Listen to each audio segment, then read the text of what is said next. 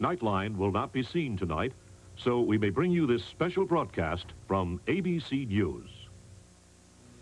Good evening, I'm Peter Jennings in Washington. Once again, we welcome you to a most unusual event, the second in our series of debates between the Congress and the Supreme Soviet. And for the first time tonight, a discussion seen live and unedited in the Soviet Union on the subject of human rights. Americans believe that committing Soviet prisoners to psychiatric hospitals because of their political beliefs is an outright abuse of human rights. The Soviets believe that more than 2 million homeless Americans have been deprived of a basic human right. Americans believe that thousands of Soviets who have applied to leave their country and have been told no have had an essential human right withheld from them. And Soviets ask, what rights do 7 million Americans have who are the chronic unemployed? The abuse of basic human rights, as each side sees it in the other, is the issue to be debated tonight, from capital to capital.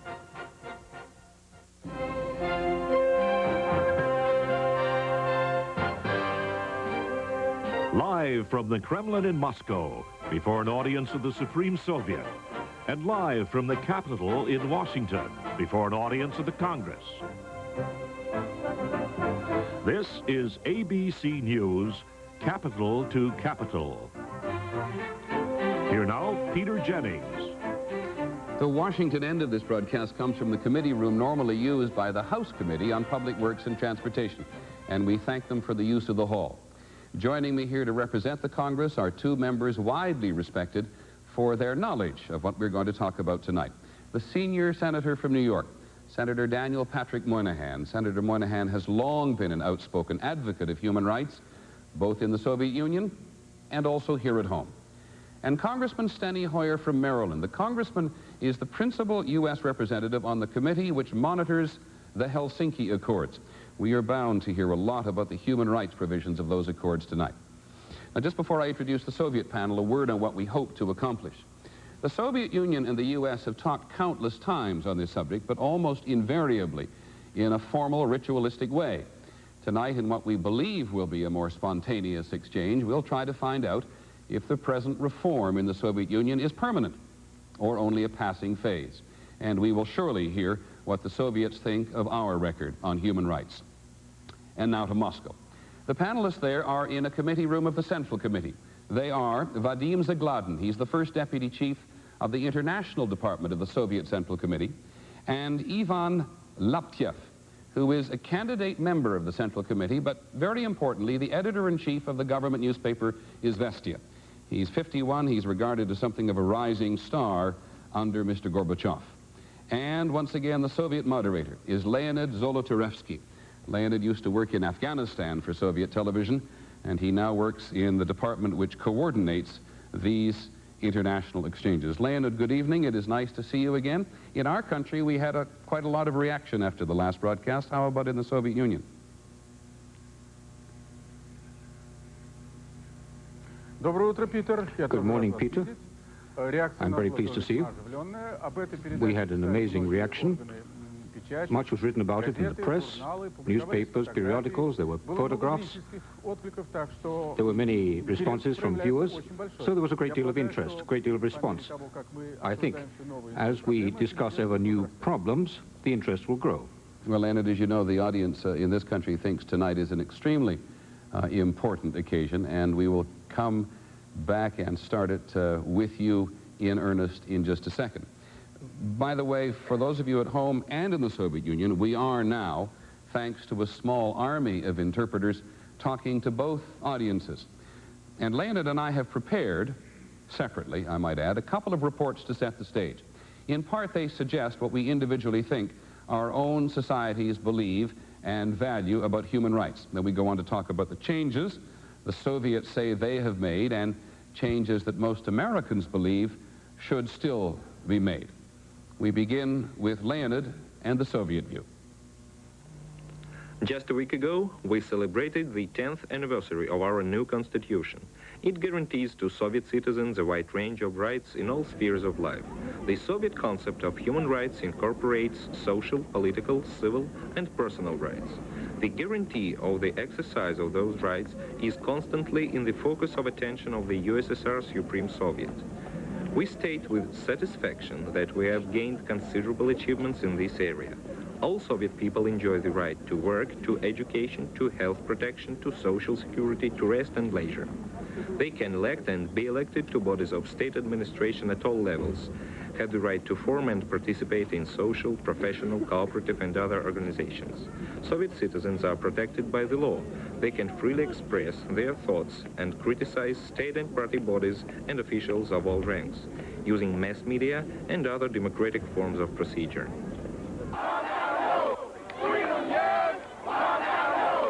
These people are demonstrating in front of the White House against American government policy in South Africa. They are exercising their right of free speech, one of the human rights Americans believe all people should enjoy.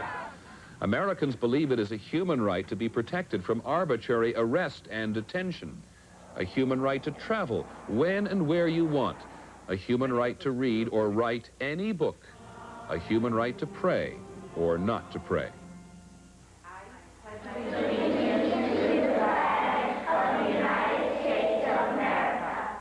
Americans are taught to recognize injustice, that there is inequality in their homeland. They are also taught that as individuals they can do something about it. Human rights are central to the American experience. This, after all, is a nation of immigrants. The vast majority of us, or the people we're descended from, came to this nation in search of freedom and the human rights that go with it. We do not consider all problems concerning human rights to be solved. Peculiarities of historical development and, in some cases, unjustified subjective decisions in the past led to eliminations or violations of certain civil rights. Cases of such violations occur to this day. Till recently, we had cases when the political, labor, housing, and other rights of citizens were isolated. At present, the objective is that every procurator in the area entrusted to him would be empowered to enforce the observance of legality without succumbing to any local influence, and would see to it that the rights of citizens are respected to the full.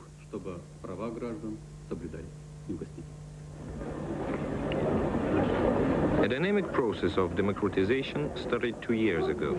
It leads in every possible way to the enforcement of law and development of people's initiative. Soviet newspapers and magazines reflect the process of restructuring. They print various, often contradicting points of view.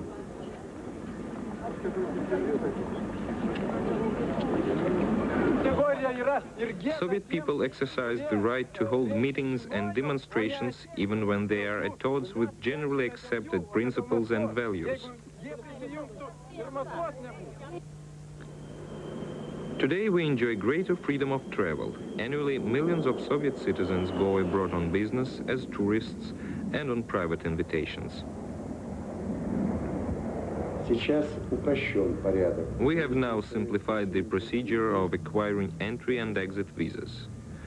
Over the past 9 months, more than 16,000 people have received permission to leave the country for good.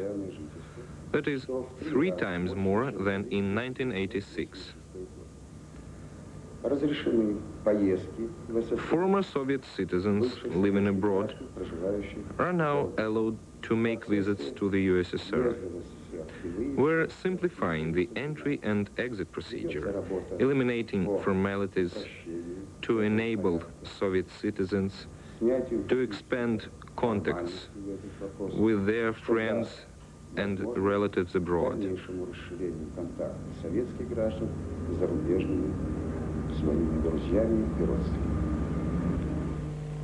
The Soviet Constitution guarantees every citizen the freedom of worship, although the church is separated from the state and school from the church. In Soviet cities and villages, believers of all denominations worship freely in their churches, mosques, synagogues, and places of worship. Such places of worship function and are being opened all over the Soviet Union. The process of democratization covers all levels of administration, from improving the election system to free elections of management at industrial facilities and offices. Americans are obviously encouraged whenever they hear that Soviet citizens are better able to express themselves freely. Well, as people who love freedom in every aspect, we care about the rights, the protection, the freedom, the human rights of everybody in every country. Americans were overjoyed when Andrei Sakharov and Yelena Bonner were no longer seen only on KGB film in their internal exile in Gorky, but as free citizens again in Moscow.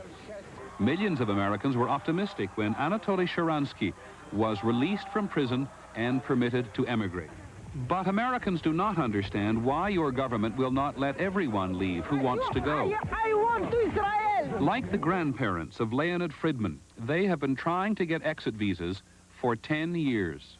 The official reason for their rejections is that my grandfather is a security risk. Now, my grandfather is not a general. He's not a nuclear scientist. All his life, he was a manual laborer in a factory. From an American's point of view, some of your government's practices have been unacceptable, such as characterizing political dissent as a mental disorder. Viktor Davidov was charged with slandering the Soviet state. He was sent to a psychiatric hospital.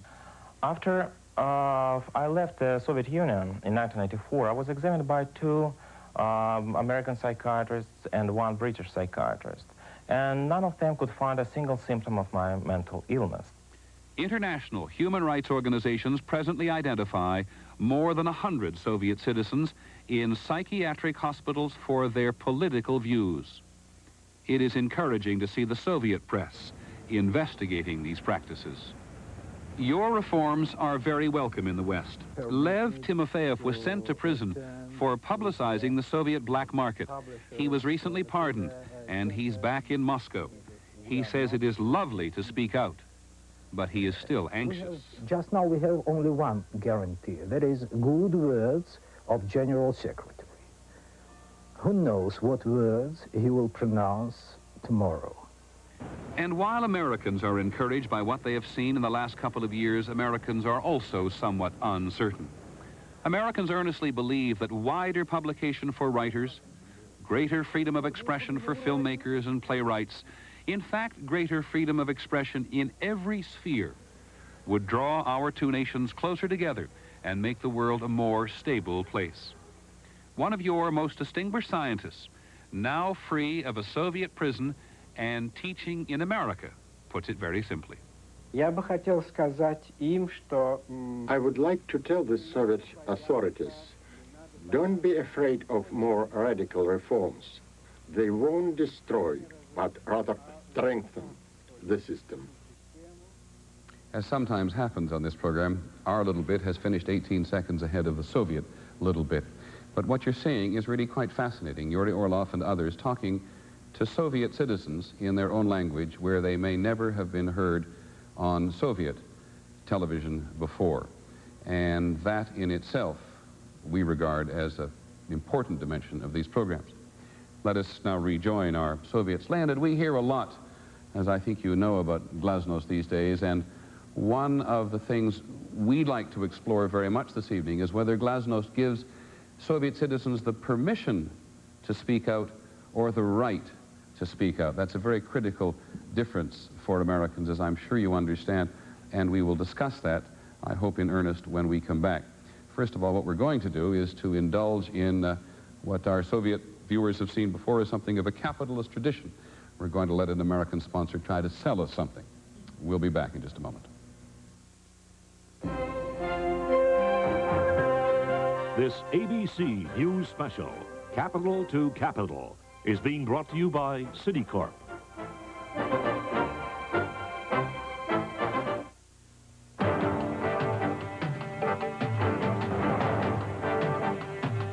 The dream of success. You can see it in the eyes of people all across America. At Citicorp, we understand the dream and the hard work, the passion, the commitment that Americans pour into it. That's why we're committed to helping people turn their dreams into reality. Today, as Citicorp and Citibank, we're America's largest financial services organization, already helping 1 in every 5 families across the nation. With more home mortgages, more student loans, more MasterCard and Visa cards than any other company. If you have a dream of success, we can help it take shape. We'd like you to get to know us better. Citicorp, because Americans want to succeed, not just survive. My father, Gordon McCrae, was one of the biggest stars in musicals. He was also an alcoholic. When I was little, I thought I could stop my dad from drinking. But only the alcoholic can do that. And finally, my father got help and stayed sober the last 7 years of his life. I was so proud of him. Alcoholism is treatable and preventable. Be alert to signs that you might need help, especially if you're the child of an alcoholic. For information, call the National Council on Alcoholism, 1-800-NCA-CALL. 98 WSIX-FM's Jerry House. Hi, gang. Great news. You know about the House Foundation morning 6 to 10, and then comes the music machine, but wait till you see what this little baby does now. Watch your mailbox, Nashville, because the check is in the mail. It's your chance to win thousands of dollars just for listening to continuous country favorites on the new 98 WSIX-FM. Don't tell my wife about this.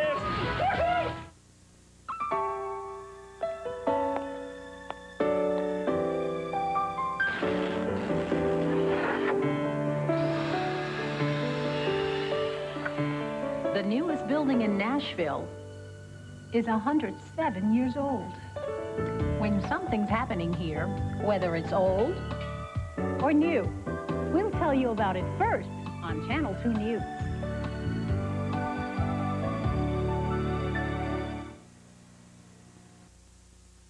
Live from the Kremlin in Moscow. And from Capitol Hill in Washington, this is Capital to Capital. Here again, Peter Jennings. On the first program we did some weeks ago, we got to start. This time, Leonid Zolotarevsky in Moscow gets to start. Leonid?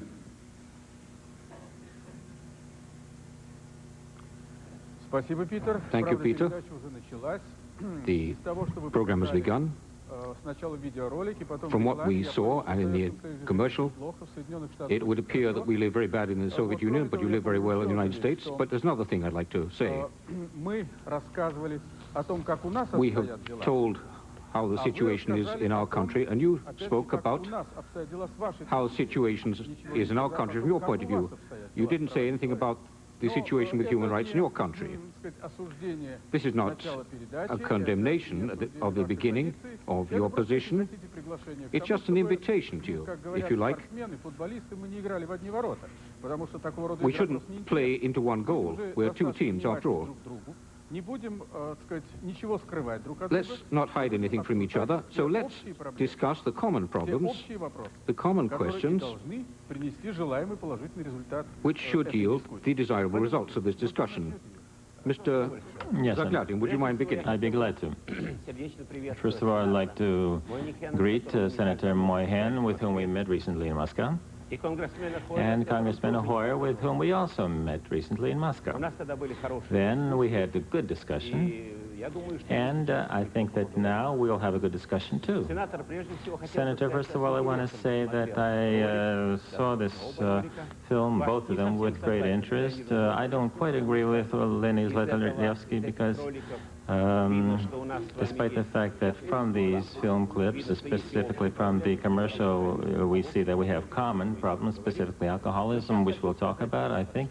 But I want to say, Senator, that unfortunately the film is a little bit outdated, perhaps fortunately, because there we had the freedmen couple who supposedly have not been let out, and it's true for a long time that they couldn't leave for a long time, but now they are permitted to leave, and therefore they can join their relatives in the United States.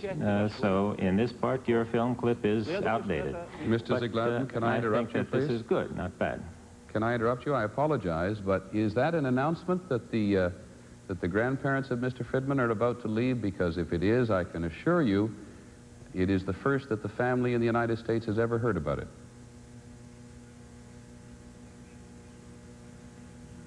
Peter, you understood me completely correctly. Well, I can assure you, sir, they're going to be very happy to hear that news this evening. Please continue.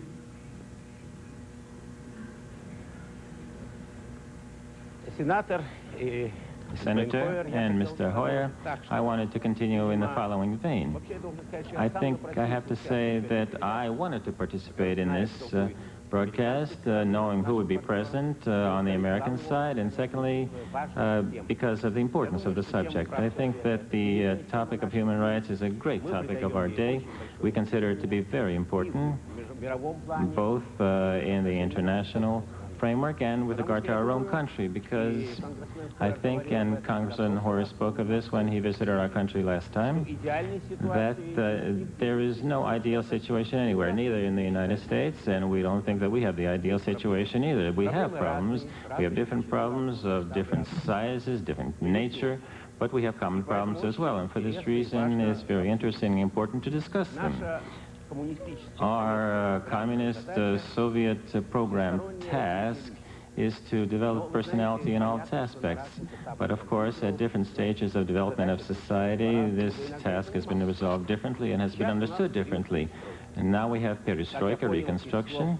As I understood from what the words of Peter Jennings, this is of interest to you, and we'd be glad to share with you what is going on in our country, and we can answer your questions, and of course we'll ask you questions as well, because I repeat, we have common problems as well. Well, Mr. Zagladin. And we know what's going on in the United States. We want to ask about that. This is what I wanted to ask for the beginning. Good. Well, that's very nice to hear from you. Perhaps Senator Moynihan would like to respond to you at the beginning, perhaps with a statement or perhaps with a question.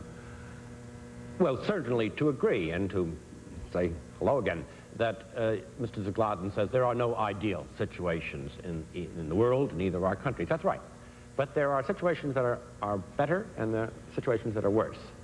And what the world thinks, and what is true, is that the Soviet Union had been a hell for human rights for most of this century, and that you haven't yet even got back to the condition of the czars. Under the czars, commissars did not have to allow a person out of the country. You had free immigration under the czars.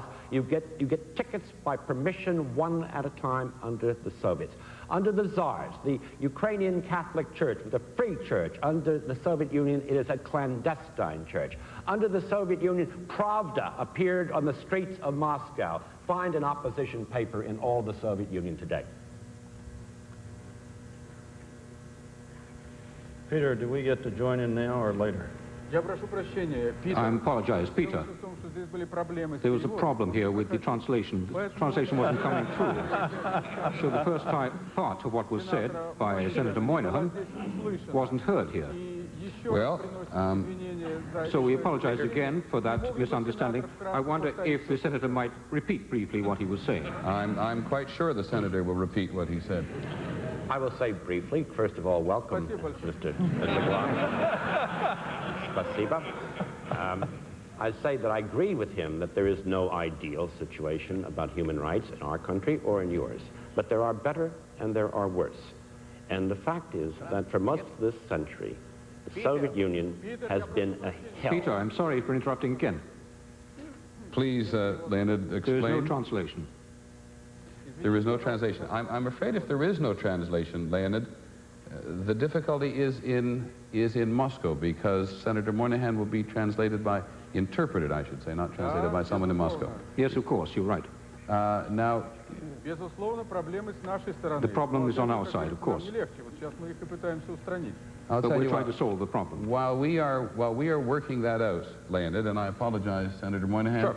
Congressman Hoyer, and to our audiences in both the Soviet Union and the United States. Everything's okay, Peter. It is okay. Good, then Senator Moynihan will have another go at you. Everything's okay now, I'm sorry. See if I can get it right this time. Hello, Mr. Zagladin. Spasiba. I want to agree with you that there is no ideal situation with respect to human rights in your country, ours, or any. But there are better and there are worse. And the plain fact, and all of you know it, it's been part of your agony as a people, that through most of this century, the Soviet Union has been a hell for human rights. And it's not that you haven't even got back through the conditions of the Tsar. Under the Tsar, there was freedom of immigration. Anybody could leave. You didn't have to get a ticket from some commissar. Under the Tsar, the Ukrainian Catholic Church was a free church, not a clandestine church as it now is. Under the Tsar, Pravda appeared on the streets of Moscow every day, find an opposition in the whole of the opposition paper in the whole of the Soviet Union 70 years later.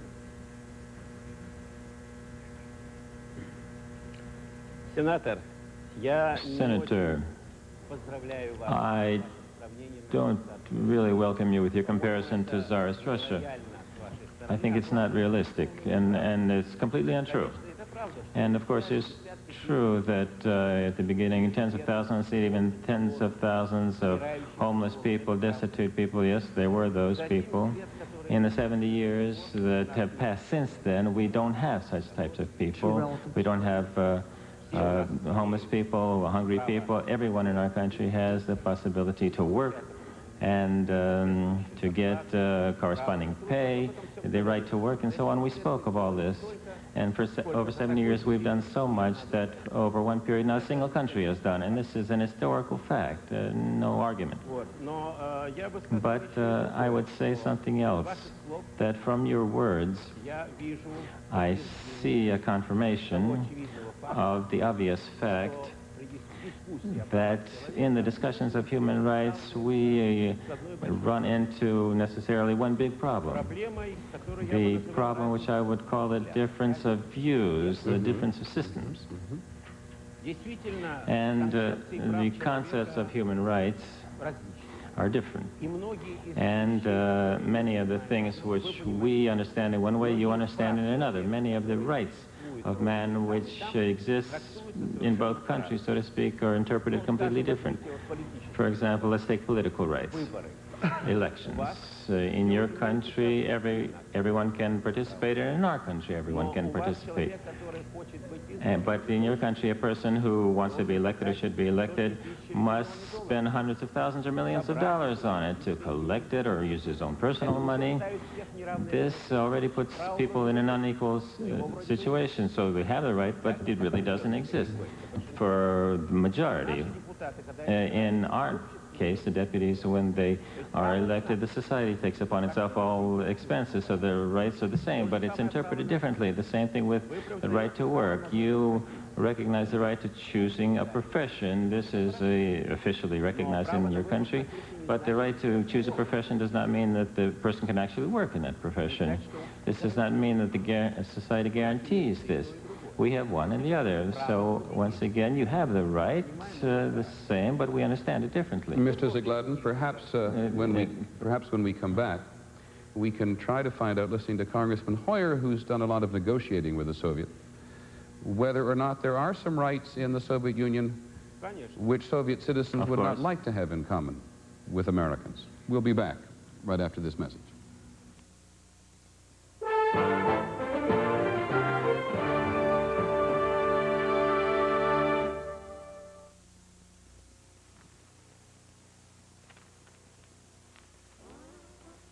Tonight's program represents something of a technical achievement. You are watching images being transmitted via 3 satellites above 2 oceans. A primary path carries signals between Washington and Moscow over Europe and the Atlantic. A secondary route carries additional pictures from Moscow to an Earth station 700 miles southwest of the Soviet capital. Then up to a satellite over the Indian Ocean, down to an Earth station in West Germany, back up to a second satellite over the Atlantic, and then down to the United States in West Virginia. Soviet television receives our pictures by the same route, but going the other way. Despite the fact that all of these signals are traveling through space at the speed of light, it still takes nearly 2 seconds for them to complete their journey. As has often been the case in the past, it appears, at least to us in America, that Soviet authorities, Mr. Zagladin, have once again timed an announcement to suit a political moment. But just to reaffirm, if I understand you correctly, that Mr. and Mrs. Natan Kach, who have been trying to emigrate from the Soviet Union for 17 years, are going to be able to come and join their grandchildren, among them Leonid Friedman, here in the States. And there were a couple of other developments in the Soviet Union today which we at least thought were newsworthy. I'd be curious to know if Soviet citizens knew about them as well. Vladimir Schlepak, who first applied to leave the Soviet Union 17 years ago, announced today that he has been told that he and his wife may finally emigrate. He was an early member of the Helsinki Watch Group, which monitors the Helsinki Accords, and he has spent part of the last 17 years in internal exile.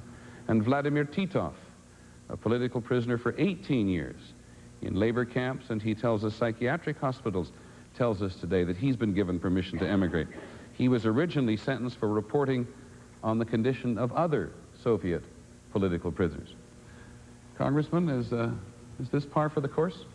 Peter, I think it is par for the course, but I'd like to follow up with Mr. Zagladin because in the room here with Ambassador Dubinin and us are relatives of 3 people who would have loved to have been on that announcement, Mr. Zagladin, and the United States citizens would have felt much better about the Soviet Union and your discussions about human rights if Yuri Balavlenkov had been on that list, if Victor Fremark had been on that list, or Leon Charny had been on that list. And I frankly could go through a list of hundreds, which I have given to you and others in the Soviet Union when we've met. And I would suggest to you that really our understanding of human rights is really not so much different. In the Helsinki Final Act, we said that these rights emanated from the dignity of the human person. Soviet citizens, Ukrainians, Lithuanians, Estonians, Latvians, U.S. citizens, citizens of Great Britain, their dignity as persons are what their rights are based upon.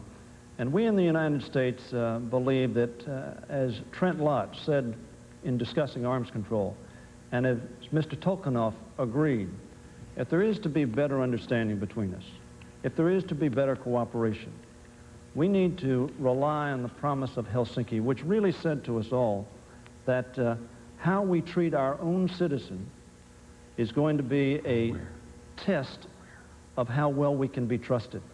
And Mr. Gorbachev has talked about trust. He's talked about cooperation and partnership. I think the American public wants that. They want a more peaceful, more secure world, which was the objective of Helsinki.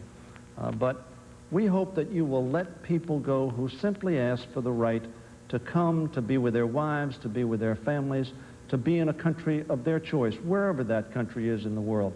We believe that Helsinki promised that. And President Ford said, and I agree, and I hope that you agree, that the promise of Helsinki is fine, but the test of whether Helsinki is a success will be the performance of the Soviet Union, the United States, and others. Congressman, as you address that question to Mr. Laptev, can we just add, why don't you, Mr. Laptev, just let people go who want to go?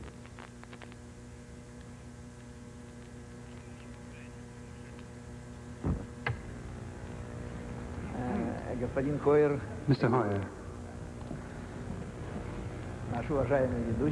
and our distinguished moderator,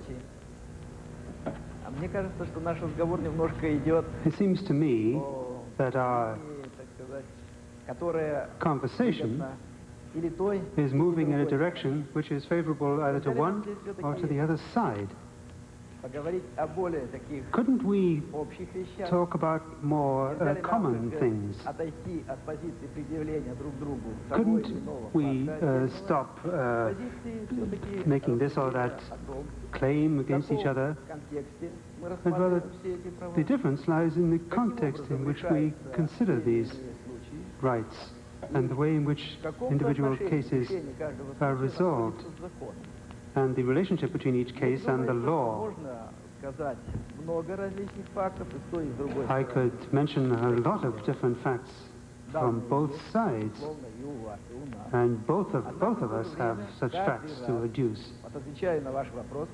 In response to your question, Peter, as to why we don't allow some people to go, each time each question is resolved on the basis of Soviet law, with a thorough study of all the circumstances.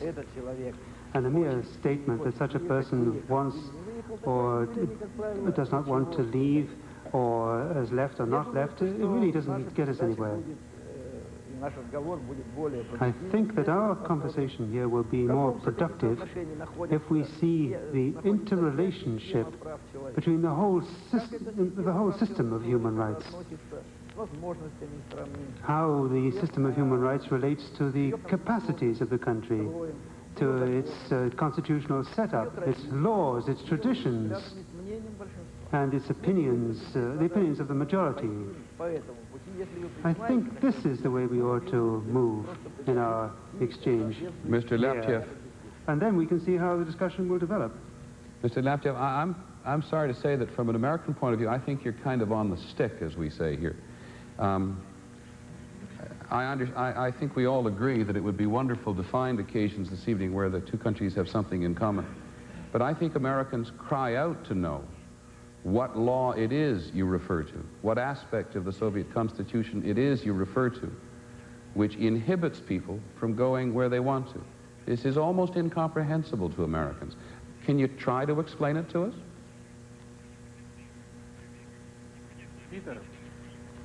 Peter, I apologize for interrupting. Now, of course, Mr. Zagladin will answer your question, but once again, I'd like to express my concern about the course of the discussion, concern which I expressed at the very beginning. The U.S. Congress every year gets from the State Department a report on the observance of human rights in 150 or so countries, but not one about the United States performance. No. I don't know if our discussion would be very fruitful if we pursued that theme. Again, I don't agree with Mr. Zolotarevsky because this course of discussion doesn't bother me at all. I think it's interesting. I'd like to return to what Steny talked about. First of all, I agree with him that we have the general thing is the General Declaration of Human Rights, the Helsinki Accord, and the general norms of morality are the same. So we do have common things. It's a good basis. Now, with regard to a specific question about getting out of the country, which you mentioned, you know that in the film clip which you show, there's an interesting phrase, the United States is a nation of immigrants, the Americans are nations of immigrants, and this is really so. And this explains to a great deal your attitude towards the problem of immigration as a whole. Our nation is not a nation of immigrants, and historically, in our country, we have a specific relation to the problem of immigration because we had two big waves of immigration after the revolution, after the Second World War.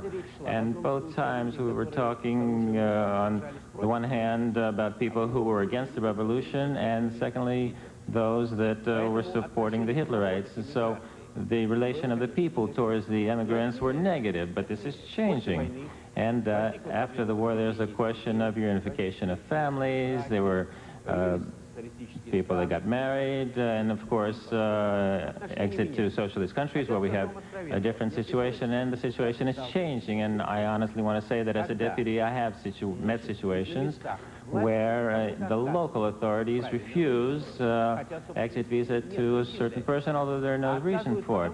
And they refuse because the local population is very hostile to this, very negative to it. And we're correcting these cases, but you must understand the psychological aspect of this. Mr. Zagladin, now, within Perestroika, yes, I want to complete, or do you have a commercial? No, no. Go ahead, you have a commercial? Absolutely not.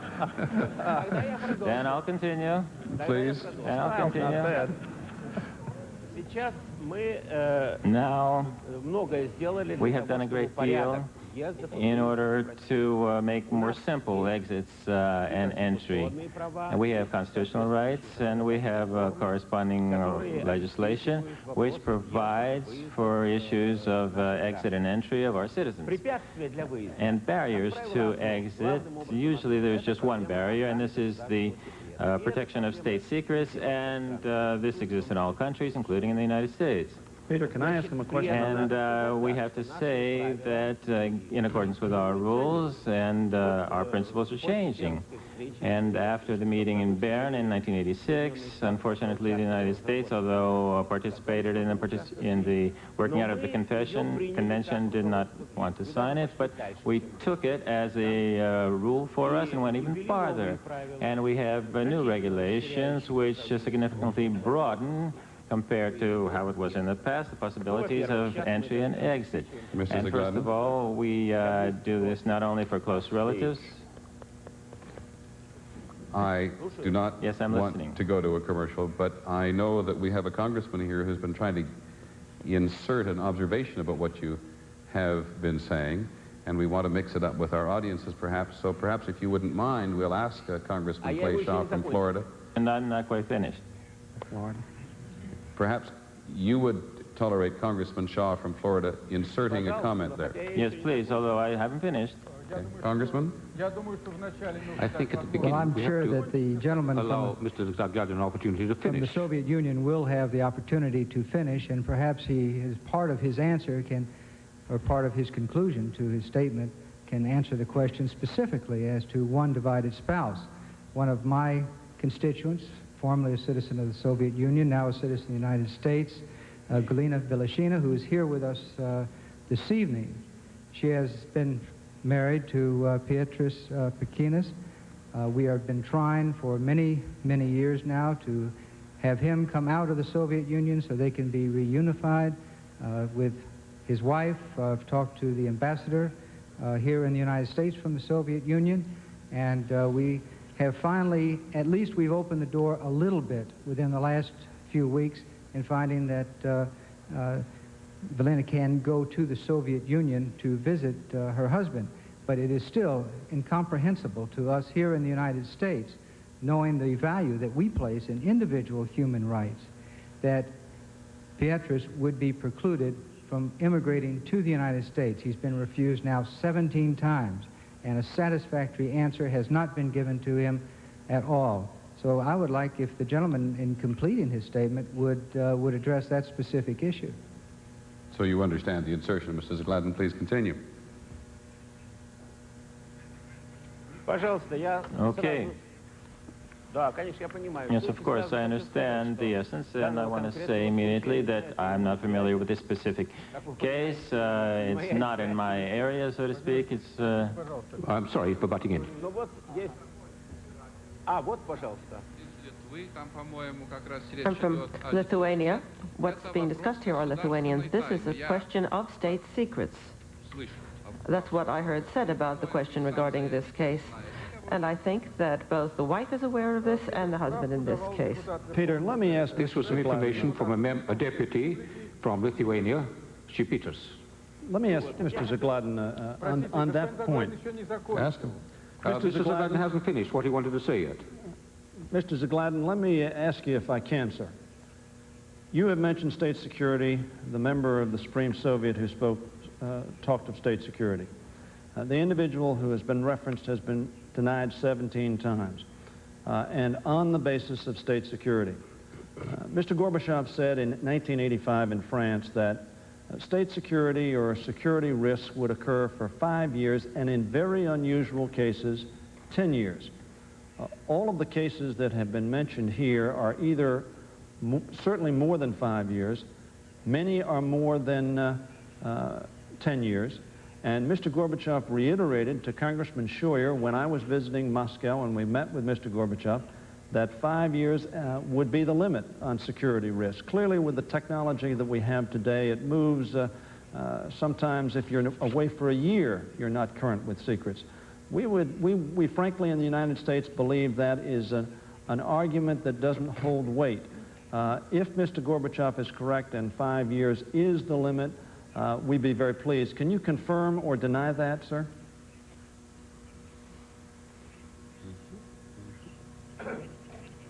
Peter, I'm sorry. Mr. Zagladin may not agree. Nevertheless, I will assume this risk. Doesn't it seem to you that if we're going to discuss any specific cases, whether they relate to our practices or yours, we won't be identifying the most important thing. Okay, we've been lucky. Both of us have been lucky. It happened that Deputy Šipitas here who knew something about this specific case. But there'll be some other cases we really know nothing about. At the very beginning, you told us, you told the Soviet viewers some news. Now, I'd like to give you some information which might be interesting to you, so that perhaps This will put an end to the problem of immigration, or talking about it. In the Soviet Union, there are just 549 applications for immigrating to other countries. That's all. So if you think that this is a big problem, let's discuss this problem as such. But individual cases won't get us very far.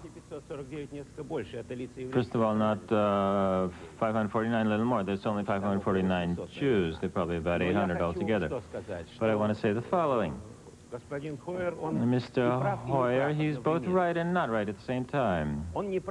He's not right in the sense that every country has its laws, which it abides by, and we can't change these laws as we wish or as any person wishes. And by the way, the citations from Comrade Gorbachev was not exact. He said 5, 10 years, and sometimes more. I was there myself, so I remember it well. There are different state secrets. It's different in your country as well, and different times for declassification of documents. And we have the following process now that we review some of our time frames, and he who has been refused in our country knows for how long. And the time frame can be limited. It can be shortened if, for example, the secretness of the facility can be reviewed. And since Congressman Hoyer spoke about lists which have been transmitted, I just want to tell our colleagues about the following. The lists which were transmitted to us last year, for the most part, these people, by the way, independently of the fact that they were lists, but simply because we have a process of perestroika, democratization, most of these people their problems have been solved. 51 cases in last year's list were for people who have not applied for exits, and so we have not examined their cases. 11 people refused to exit, although they could have. Permission was given. And this year, in April, there was another list transmitted, and I have the data here. 50 people got permission to exit in 8 cases for reasons of security. So far, they've been refused. But this is not forever, but only as far as the thing is secret. We have a list of separated families. And yes, I'm telling you about your questions. We have 12 cases. In 12 cases, exit has been permitted, and the others are being examined. And there was a list of sick people in need of medical treatment. 16 people have departed. 8 so far have not received permission, and 2 have not applied. So these are the data. Mr. Zagladin, I just wanted to say very briefly that I think we here and you there find numbers somewhat diverting in the argument. The Helsinki Watch Committee, which monitors such matters in this country, says 10,000 people wish to leave and have applied. Whatever the case, perhaps we can move on to politics in just a moment when we come back. In Moscow. And from Capitol Hill in Washington, this is Capital to Capital. Here again, Peter Jennings. Welcome back. It seems to be the agreement of both panels that the broad point has been made about emigration from the Soviet Union, and there is something of a consensus that we should move on. Leonid?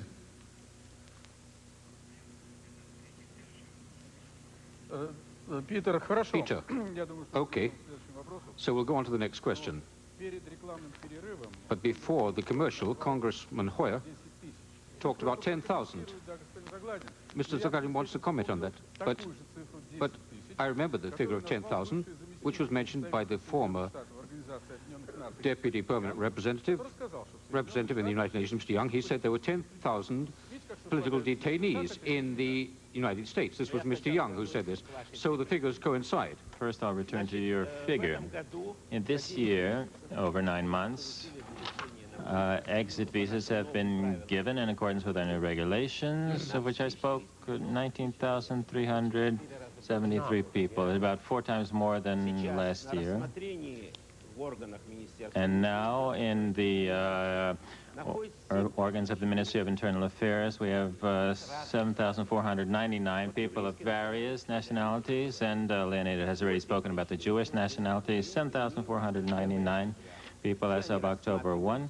All of them are being examined, and obviously everyone who has the possibility to get this will receive the exit, right to exit, but not everyone will use it because in this year 274 people have not been able to exit, although they had the right to. Okay, let's get it over with that immigration. And again, in the film clip which we saw, reminded me that there have been common problems, alcoholism, smoking, but there are also others. And I want to tell you the following, that our Parliament is interested in many problems of human rights and interested in different ways, for example, in the area of health. Right now, we are studying what people think and discussing about legislation about improving health. In the United States, as we know from congressional documents, the problem also exists because many people, because of the high costs, cannot have sufficient medical assistance. What does the Congress have in mind to do in this regard? We'd be interested in that. Well, can we... And we also have a chronic problem of drugs, which you have, and we also have it, and we've gotten it at the very beginning, gotten a hold of it, so to speak. What do you intend to do? What exchange of experience here? Mr. Zagladin, and I'm glad you raised the question of our respective parliaments, as you say, our Congress, your Supreme Soviet. Your Supreme Soviet meets 4 days a year. We meet almost every week of the year. And here's you said earlier, and this is so important, you contrasted the condition of someone running for office in the United States where you have to raise money and go out there to win elections, whereas you don't have to raise money in the Soviet Union. Well, the reason you don't is you don't have opponents in the Soviet Union. If we didn't have opponents, I don't think, I doubt very much Steny would raise much money. And it's what Mr. Laptev said about human rights in the context of, your very fine interpreter said, the constitutional setup. The point is that the Soviet Union, the constitutional setup, is that of a single-party dictatorship. It was called the dictatorship of the proletariat, openly. Mr. Brezhnev changed that a bit, but still. Now, what we've been seeing, sir, and we like and respect you, and you know you're trying to talk to us, and we want you to know we want to talk to you. But, sir, you're sitting there as an official of a state telling us what will happen to individuals, what the state will permit. We're talking about a world in which individuals decide for themselves whether they will stay, whether they will go, what they will do. And I don't think you can ever break out of your single-party apparatus and allow oppositions. But let me ask you, do you think you can? Before you ask him, in fairness, he also asked you what the Congress was going to do about the burden of health care on many Americans, including those who are chronically ill. We're passing it right now, a catastrophic health insurance pact in the Senate. It's been passed in the House. We spend a very great deal of our monies on health, and it's getting better. May I make a point? I know what the problems, you really weep for the Soviet people. In the 1970s, the life expectancy of males dropped in the Soviet Union. It's the first time in the history of demographic statistics this has happened. And so they had to stop publishing their census data. See, that's a state secret. I mean, that poor man who's been keeping state secret for 17 years, in a one-party state, a telephone book is a state secret. The state party lives on a monopoly of information. And I don't know, can you break out of that? I know you want to do it for your economy. You know you have to do it for your economy. Can you do it for your people as well? I mean, I'm asking. Mr. Laptev and Mr. Zagladin, both. Those are...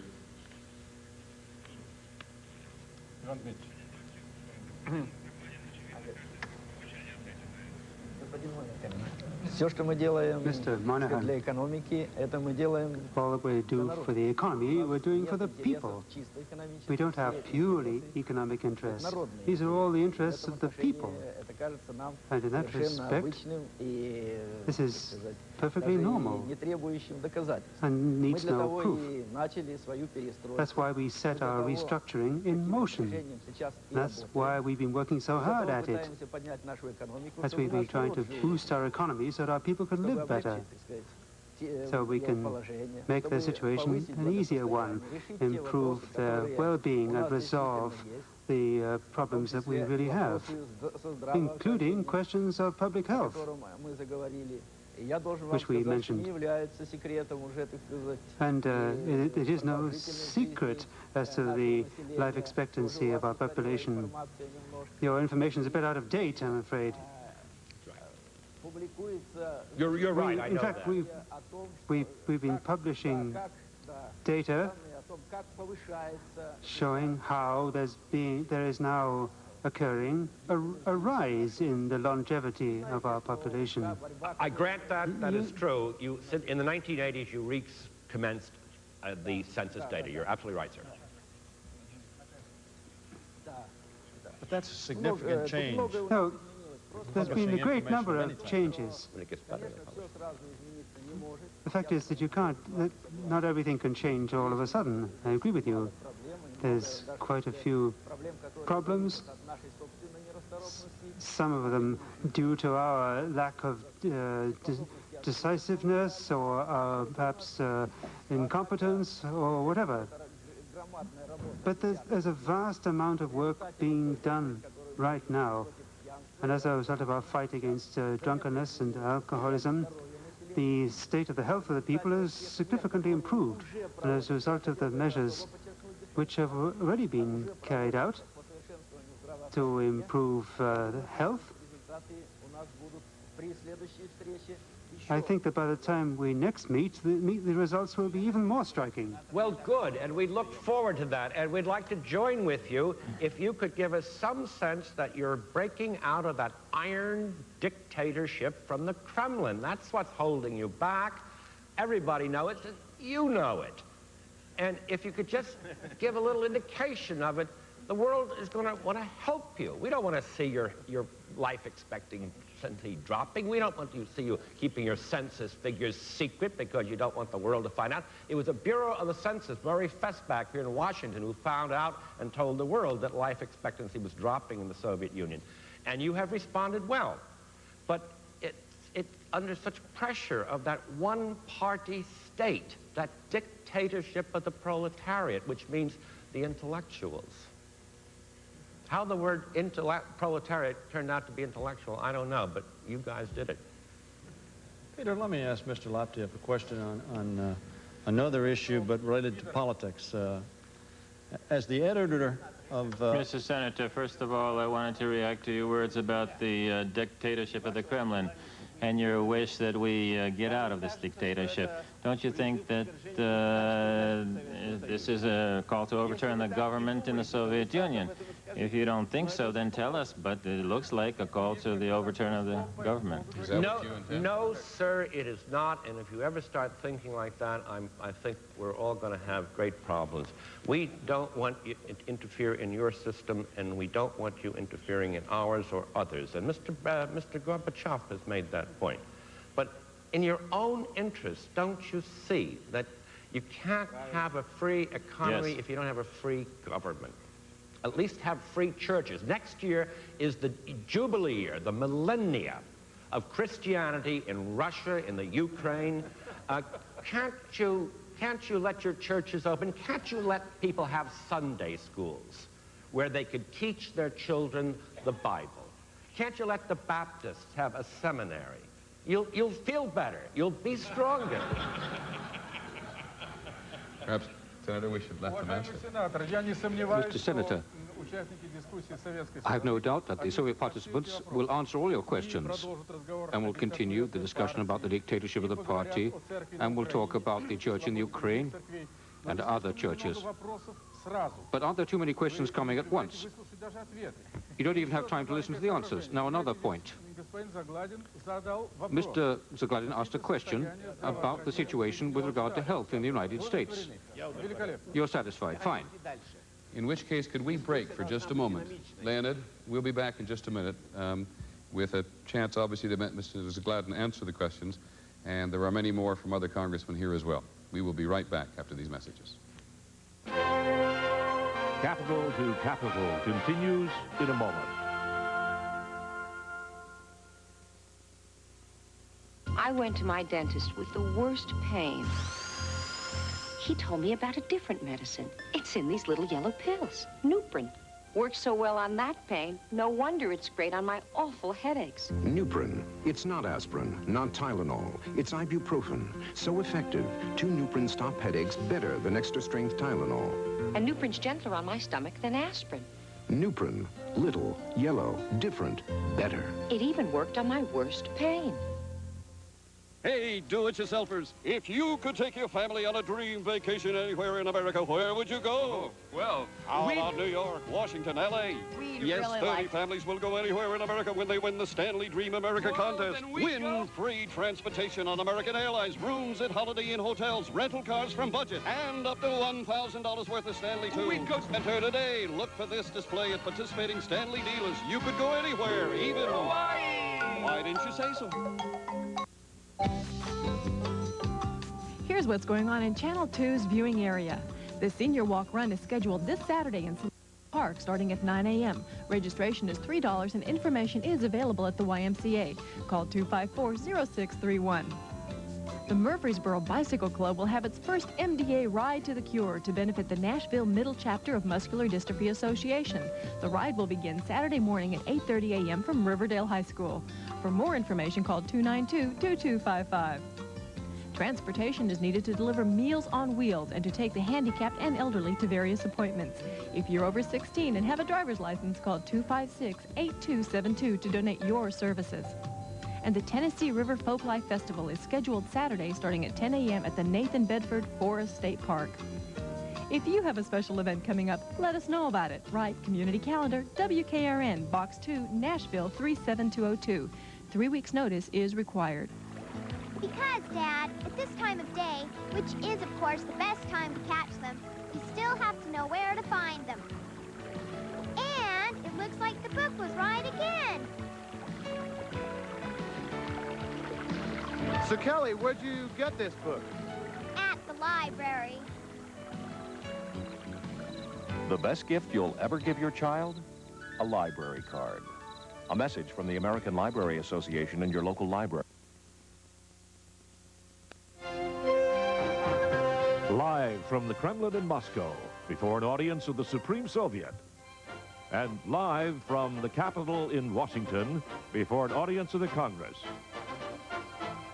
This is ABC News, Capital to Capital. Here again, Peter Jennings. As we explained to both our Soviet and American audiences at the beginning of the program, there are here and in Moscow other members of the Congress and the Supreme Soviet who wish to participate this evening. And one of the reasons I think we might say to Mr. Zagladin is that there were so many questions pouring forth is because even at our news bureau in Moscow today and yesterday, people anticipating this program phoned up and asked questions to be put on the agenda, which they felt they couldn't ask themselves. We have a question now from Congressman Ben Gilman from New York. Congressman? Thank you, Peter. And I would like to address some questions to our Soviet panel. Several years ago, some of us in the congressional delegation had the opportunity in the Kremlin to address some of these problems. The Supreme Soviet Chief Justice, Mr. Smirnov, was present at that time and reminded us of a white paper he had issued saying that human rights is a propaganda vehicle of the West. That was appalling to hear that coming from the Chief Justice, and we're so pleased that now there is this openness, this glasnost, that gives us this opportunity today to speak about human rights and our differences. Because for too many years we kept hearing the response that, what about your blacks, your homeless, and your Indians? And yes, we have those problems here in our nation, but we are willing to address those, to speak openly about them and try to reform those problems. And now as we approach a summit conference, we want to make certain that the environment is going to be sound and going to be a good environment to talk about arms reductions. And yet there's a sort of cautious optimism. Can we truly believe what we're hearing? Can we truly believe that glasnost is going to be openness? Because we question whether the trickle-down theory has really hit the Soviet bureaucracy and are supportive of what Mr. Gorbachev is saying. For example, there is still the difficulty in communication between people in the United States and the Soviet Union. My own committee has conducted a number of years of investigations of disruption of communication between the Soviet Union and the United States. You mentioned tonight that there are only 500 some people who are awaiting visas. And yet I have been presented statistics that show that since 1968, over 650,000 affidavits of invitation were sent from Israel, and nearly 270,000 permits were granted to the people in the Soviet Union who wanted to leave, leaving an estimated 383,000 unprocessed invitations by the end of 1986. The increase, therefore, can't meet the needs of those who wish to leave. And that's a substantial number and a substantial difference from what we're hearing from our panelists tonight. Congressman? Well, my question then is, what can we do to overcome the barriers that still exist, the barriers of communication, the tightening up now of immigration restrictions to only blood relatives, the necessity of still showing that there's some need to overcome the state secret problem? And I would hope that our panelists could give us some assurance that glasnost is truly what Mr. Gorbachev says, and these obstacles will be eliminated. Congressman, you distinguished member of the House, you know that the filibuster belongs in the Senate. So I'm not trying to filibuster, but we are seeking some important Perhaps we can get from the Soviet panel an answer to the principle of your question, certainly anyway. We'd welcome that. Thank you, sir. Вопрос понятен. The question is clear. I'd like, first of all, to continue our emotional dialogue with the senator. I like very much how hotly he expresses his convictions, although I can't agree with him, obviously. You say that we have a one-party system, dictatorship, the proletariat, all of this is history and not contemporary times, and therefore you can't have anything and nothing happens. But, Mr. Senator, there are countries in which there are 25 parties. We can't say that just because we have 2 in America and have 25 times there, they have 25 times, 12 and a half times greater democracy there. That's not serious. And it's not the number of parties which exist, but in the policies, in the politics which they have. Our policies has led to the fact that over 70 years, the country which was backward, which was agrarian, turned into a modern state. Our people who did not have any rights, did not, in 80% was illiterate, did not know what a doctor was in many corners of the country, turned into people who was very cultured, are protected in all areas in society. This is the result of the work of our party and our unfree government, as you call us. And our people values this appropriately. Doesn't mean that we're happy with everything. We are very far from being happy with everything. And Mr. Gilmore, I think from New York, said that there was a meeting a few years ago with our officials who told him that human rights is a propaganda slogan. Yes, we had such things, we had such statements, but gentlemen, you must understand that perestroika for us is not simply a slogan, it's not simply an abstract concept. If you want, it is a gap which exists between the past and the future. This is a transition period to a new state of society within the framework of socialism. We will not refuse to have our system, and you can see how much it can give very soon compared to what we have already accomplished. So developments are proceeding, and if we take the questions which the representative from New York raised, there are movements in this area as well. But of course we must say right away that we won't do away with state secrets, and the specialists from Silicon Valley, you don't let them leave the states, and you do that properly. Mr. Zagladin, I think and Senator Moynihan wants to also respond. certain people. Mr. Zagladin, can we say we know you're proud of your country, and we understand that you would Peter, be. I'm sorry. And anyone who I has would like seen to ask you the Leningrad allow our panelists to memorial. continue what they want to say. Oh, sure. Yes, of course. I would agree. Leonid, I must tell you that I tried to jump on Congressman Gilman here a bit because he went kind of long. We're trying, I think, to avoid speech as we agreed here and get some exchanges going. There are a lot of questions here, and I assume there's some of other members of the Supreme Soviet as well. Could we perhaps move it along a little quicker? Yes, we do have some questions here. Deputy Zhukov. Good evening, Mr. Moynihan. Did you get my letter, the letter I sent you 10 days ago? The United States mails are not up to the standards of the Soviet Union. That I grant. No, I haven't got it. I look forward to it. I disagree with that statement. That's Senator Moynihan. I'd like to remind you. I'd like to remind you that we're talking about the fate of Brian Wilson. I think you sent the letter to me. On television, we saw this tragic incident Yeah, I got the letter. when the participants in the demonstration against delivering weapons to the Contras in Nicaragua, in the city of Concord in California, stood on the railroad tracks, and the train with those weapons was moving at them.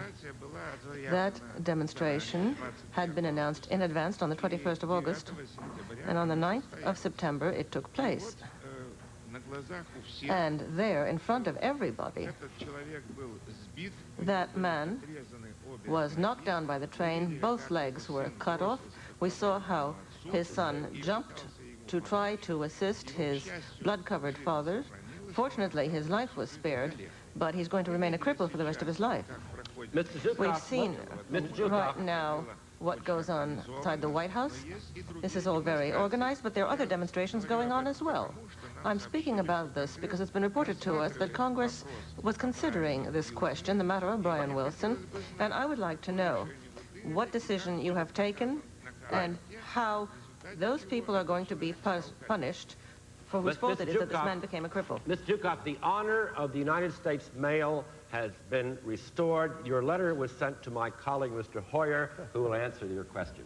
Mr. Zhukov, in light of the fact we met just a few months ago, I'm chagrined that you didn't remember you sent it to me rather than the senator. In any event, I got the letter. What are you going to do about it? And the Brian Wilson case is a tragic case. Brian Wilson was demonstrating, as he has the right to do in the United States. Unfortunately, he was standing on a track. The train came along, and the train hit him, and you are absolutely correct. He sustained severe injury. The prosecutor, as you know, reviewed the case to see whether the engineer had done anything intentional, concluded that he had not.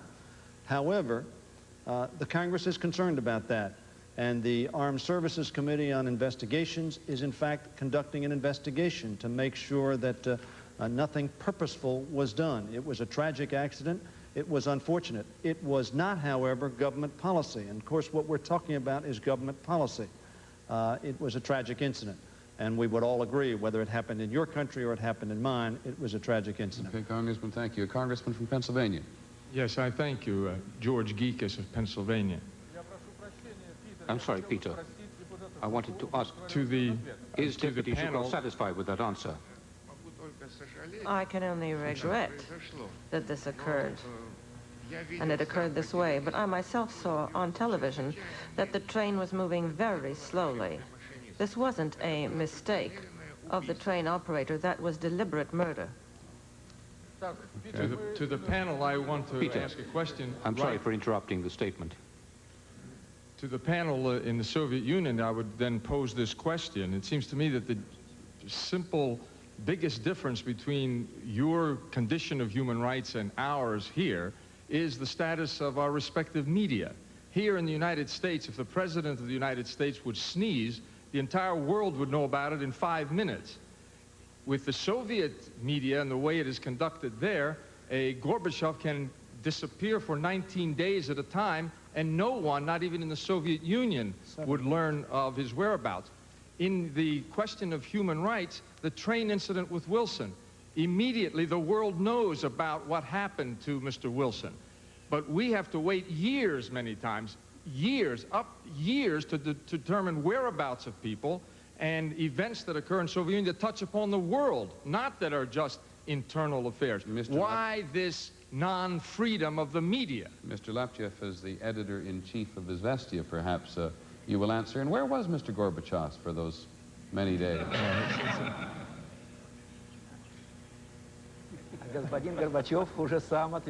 Mr. Gorbachev has answered that question already himself, meeting representatives of French political and civil circles. He answered the question himself, and it was widely publicized in all our newspapers and was also broadcast on TV.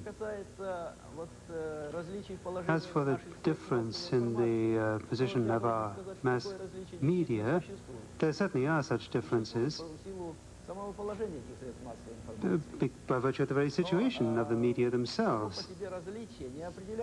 But the differences do not determine the nature of the work of the media. A question was asked earlier about glasnost. How, in other words, of how seriously we take it, and whether it provides any guarantees. We had one writer who said that only insurance companies provide 100% guarantees, which I thought was a very wise thing to say. So asking for 100% guarantees is really not right.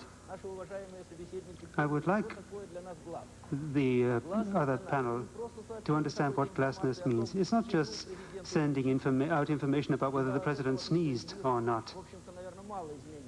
It's not going to change the world very much anyway to know that. There is a form for the society to monitor itself.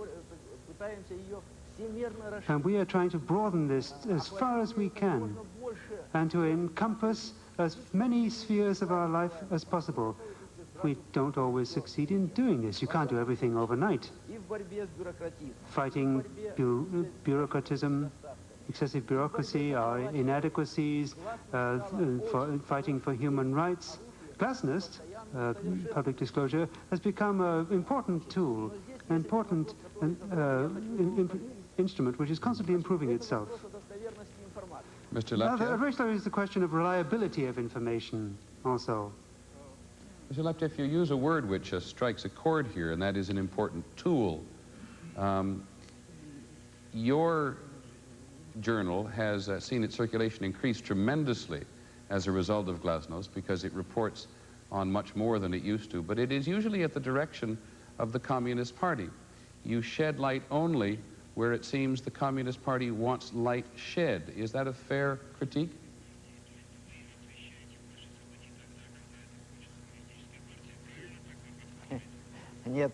No, that's wrong. Of course, the Communist Party generally governs society. Under our constitution, it's the leading force in society. But to claim that the Communist Party directly leads the editors around by the hand and tells them what to do and how they should illustrate matters or describe matters in their papers, this is quite inaccurate. Mr. Laptev, could I ask you that a question? Yes, please, go ahead. Can I be rude to both of you? I Sure. apologize. Senator Moynihan gets a question in just a moment. We'll be right back, but we do have a message from one of our sponsors. Live from Moscow and Washington, Capital to Capital continues in a moment. At Citicorp, we believe it takes people with vision to help people with dreams. So many of our people come from fields beyond banking. Untypical bankers, untypical thinking has made us America's largest financial services company. As Citicorp and Citibank, we're already helping 1 in 5 American families. We'd like you to get to know us better. Citicorp, because Americans want to succeed, not just survive. If you could taste time, caring, dedication, if you could taste the sun, rain, fresh air, if you could taste tradition and pride, this is what it would taste like every time. With a name like Smucker's, it has to be good. Minwax makes wood beautiful. Minwax brings out wood's rich, warm glow, so it's as beautiful to look at as it is to touch. Wood finish by Minwax penetrates deep into wood, so it's easy to get outstanding results. And when topped with our own polyurethane, Minwax protects against life's hard knocks and tough spills, letting wood's natural beauty show through. Minwax makes wood beautiful. This is a Channel 2 editorial. Governor McWhirter is out of town and out of state. In fact, he's out of the country, but for a good reason. The governor's on a selling and recruiting trip to Japan. He's trying to pick up where his Republican counterpart, Lamar Alexander, left off. And he's keeping open an economic bridge between Japan and Tennessee. Japanese investments here stand at $1.2 billion, and the governor's trying to broaden that base. More importantly, he's also exploring the possibilities of selling Tennessee-made goods to the Japanese and other overseas markets, including the Republic of China.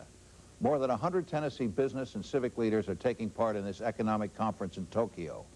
Tennessee's delegation is the largest in attendance of any state, and we applaud its efforts because, while attracting new Japanese businesses to Tennessee is good, opening up two-way trade with Japan, especially for Tennessee agricultural commodities, is really even better. Let us hear your opinion. Write WKRN, Channel 2, Box 2, Nashville 37202. A couple of what we might call program notes. Those of you at home notice there is sometimes a delay. It's caused by two things: the fractional delay in transmitting the television signal between here and Moscow and back again, and also the delay that sometimes occurs when interpreters who are working their hearts out are trying to catch up with a somewhat spontaneous discussion. It's also been asked here what happens in the Soviet Union when we are showing commercials. Well, sometimes they, as they have just done, show our commercials as well. We cannot tell you exactly what the Soviet response is to an advertisement for Miniwax, but, or whether it's available, but we can tell you that on Soviet television in the last year or so, commercials have begun to be introduced, so they are not totally foreign to the Soviet audience. And can I remind you of the importance of this broadcast, at least as we feel it here on Capitol Hill, a live Soviet audience, an audience of 120 to 150 million people, is hearing this discussion very largely about Soviet mores so far, and that is the first time that that has ever happened. Leonid, your turn. Иван Дмитриевич, вы не закончили, да? You didn't finish. In response to the question, I hadn't finished. The question of the reliability of information. Figures have been quoted and data from either side about a number of questions dealt with in these broadcasts. These figures differ widely. Perhaps the United States senators have a clearer picture of what might be going on in our various cities. But when we make assertions about each other, reliability should be a key factor. Certain invitations which were sent to the Soviet Union for exit visas sometimes exceeded the number of people living in a given region of a certain ethnic or social group. Sometimes. I'd like to say quite frankly that we have checked these data, we've worked them over carefully, and I think we can rely on them. As far as concerns the question of the control of the media,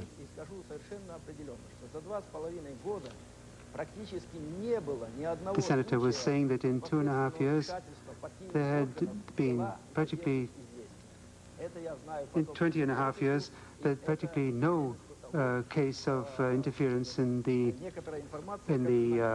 running of Izvestia in the last 2.5 years. But this may not be fully understood by Americans. Congressman. But the media belong to the party, we are told. Most of the journals and periodicals don't belong to party organs. They belong to various public organizations, artists, and craftsmen's unions. So we have a tremendous variety of mass media. Now, Peter, we're not being very democratic, I think, with regard to our deputies, because they have a lot of questions. So I'd like to ask one of them to exercise his right.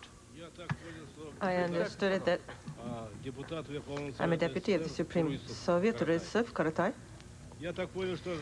As I understood it, the congressmen are scrupulously following the immigration policies and moves in our country, but I'd like to know as to whether the congressmen know that for decades now in America there has been a discriminatory visa practice directed against Soviet tourist groups, groups of workers, and Soviet trade union activists. And what do they think about this, and how are they going to deal with this matter in the future? Despite the Helsinki agreements, the human rights agreements, etc., this is going on. In that connection, I should like to know what the congressmen think. Isn't this practice a violation of the rights of American workers, their right to invite their guests, those guests whom they wish to invite? Congressman Hoyer? Let me say, first of all, that it's interesting. We in the United States have been talking about the right of people to leave the Soviet Union. You in the Soviet Union talk about the right of people to get into the United States. I personally think that says something about our systems, perhaps. But the answer to your question is we have had some restrictions. And to the extent that we can overcome those restrictions, the Helsinki Commission in the United States is trying to address that. Kind of a vague answer, Congressman. We're going to get specific. For instance, the McCarran-Walter Act was adopted in a time when we were somewhat hysterical about communism, frankly. And we weren't as confident of our ideas as we ought to be.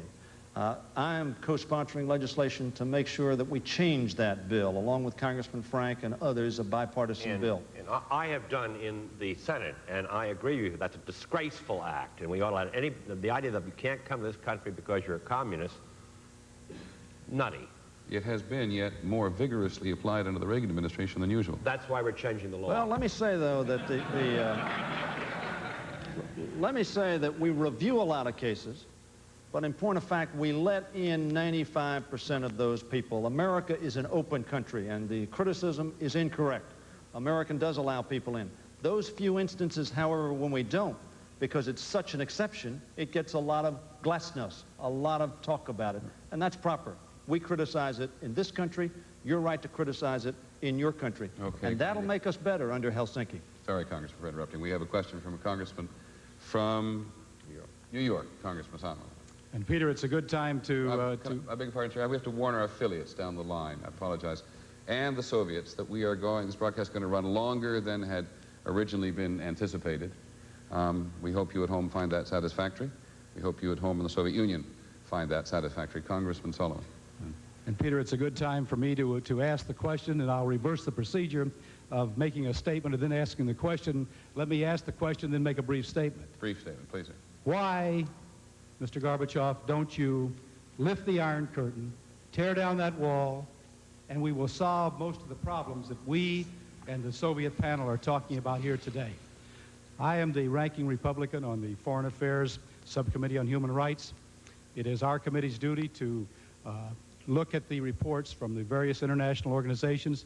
Two of the greatest complaints that we have, the most overwhelming complaints, are political dissent, the right to that, and the right to travel and the right to live where you want to live, to move where you want to move if you're unhappy.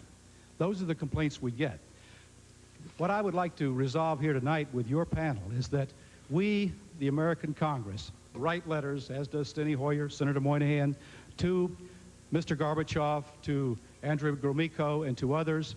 Here is a letter signed by 50 members of Congress who are so concerned about so many individual families, not statistics, but families, individual names. In this particular letter, back in August, 50 of us wrote and called attention to 3 Soviet citizens, 3 prominent citizens of Ukrainian ethnic background that were given 10 years in prison and 5 years exile for the simple crime of speaking out against your form of government, your party in power. Now, by contrast, in America, we have, for instance, Jesse Jackson. Jesse Jackson is a bitter, bitter critic of the ruling party in power, the Republican Party, Ronald Reagan. Yet, Jesse Jackson is not in jail. Question, Congressman? Jesse Jackson is running for President of the United States. We want you to answer the questions of the letters that we write. Why don't you lift that Iron Curtain, Mr. Gorbachev? Why don't you lift it, and then you will be a hero to humankind, because we will have a free flow back and forth. Answer the question, why don't you lift the Iron Curtain? Could I just point out that Mr. Gorbachev is not on the panel? Mr. Zelensky. But I agree from most Americans' point of view. President Reagan voiced it himself in Berlin. It is a question about freedom to travel, which is very pressing in the Soviet Union. Leonid, who on your panel would address that?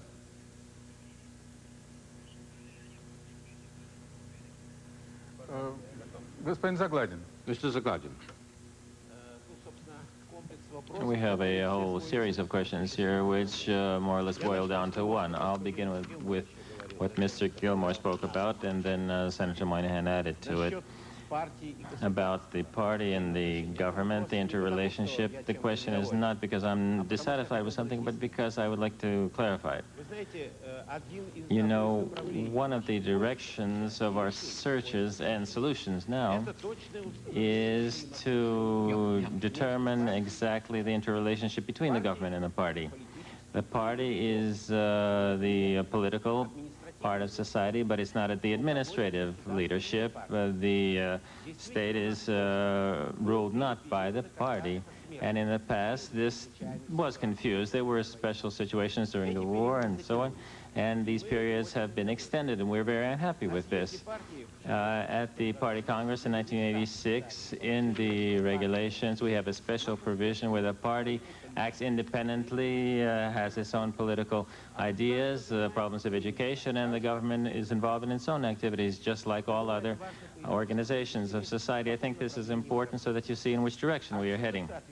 And therefore, we have the interrelationship between the party and the government and the mass media, of which Mr. Laptev spoke. Now about the Iron Curtain. We don't have a curtain. Come again, if you haven't been here or been here a long time, we don't have a curtain. I've already spoken about the fact that we have changed the regime for entry and exit. Anybody who wants to comes here. Anybody who wants to comes and does what he wants, goes where he wants, says what he wants, and speaks with whom he wants. There are no problems. And I think neither the senator nor Mr. Hoyer, and by the way, Mr. Hoyer, I read your article in the Washington Post about the McCarran-Walter Act, and it's a very interesting article. Congratulate you. And there is no wall, and come and you'll see. Our citizens, hundreds of thousands, millions of them are leaving every year for various reasons. And what do we have? We have laws which can't be violated in either country. And in certain cases, these laws, our laws, the existing laws, exist some kind of things which are outdated from the past. The past has been difficult for a very long time. We were in a very difficult situation, and the criminal code, for example, is a reflection of that difficult situation, and we're changing it now. And in two directions. First of all, the practice is changing. Let's say you talked about political prisoners. Usually, two articles are mentioned, Article 70 of the Criminal Code and Article 191 of the Criminal Code. In practice, we really don't have these problems anymore because in accordance with Article 70, we have less than 20 people that are in prison for really serious crimes against the government, and in accordance with 191, we practically don't have anybody in prison. And the amnesty is still in effect, which has been declared in relation to the 70th anniversary of the revolution. In many cases will be examined under that. On the other hand, we have a reform of the legislation, and we're including changing of the criminal code, including these articles as well. I can't say how this will be changed. The discussion is taking place, but the direction is in democratization of these articles, decriminalization of certain things which in the past we considered to be dangerous criminal acts, now will be considered to be administrative violations and not more. Mr. Zagladin? Certain things will be part of the political discussion. Yes, I'm listening. I just, you've mentioned something which is going to be deemed as incredibly important to Americans, particularly those who monitor civil rights very carefully, civil and human rights. Are you saying that Article 7 of the Criminal Code, which prohibits anti-Soviet agitation and propaganda, Article 70 of the Criminal Code, which prohibits anti-Soviet agitation and propaganda, is going to be changed? That is an article under which many Soviet citizens have become political prisoners. This article apparently will be changed. I repeat, I don't know how specifically, but I can predict the general direction because I'm participating in the discussion which is taking place, and the direction is the following. There is a crime against the government, let's say to overthrow the government or something like that, which exists in all legislation in the American and so on. Apparently in this direction and in the wording which it has now, apparently it will not exist, it will be changed. What about Article 190? So therefore I want to say again that perestroika is not... What about Article 190 of the Criminal Code, which prohibits... We are seeing whether or not we need it at all. There are different points of view, but let's see. The discussion is taking place. Senator Moynihan, Congressman Hoyer, is this impressive to you? Excuse me. This is very impressive, and it is important, and the sincerity with which Mr. Zagladin speaks is real, and I think the numbers. If you think of the Soviet Union under Stalin and under Gorbachev, what a vast difference. But you know, what we want to hear is a little bit more than what the party decides to give people. Religion is such an essential thing. I know you can't have a two-party system. It would be impossible in your perspective. But you can have churches. Next year, again, it's the millennium of Christianity. Can't you let the Ukrainian Catholic Church become a legal church? Can't you let the Baptists have Bible schools?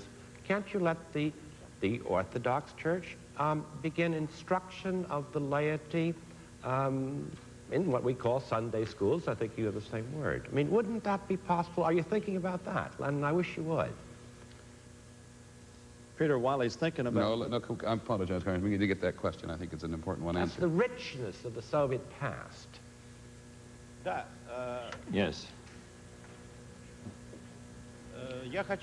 I want to make a very short comment on what the senator said. I agree with him in that the repressions of the Stalinist period is unacceptable, and we will never forget it, never forgive it. And this is the fault of people who were in charge of the government at that time. This is over with once and for all. Senator, we have the same positions on that. Now I'd like to ask Peter to give me a chance to make my advertisement, and not to consider that I'm making a speech. We want to make certain proposals to our colleagues. Proposals for the future.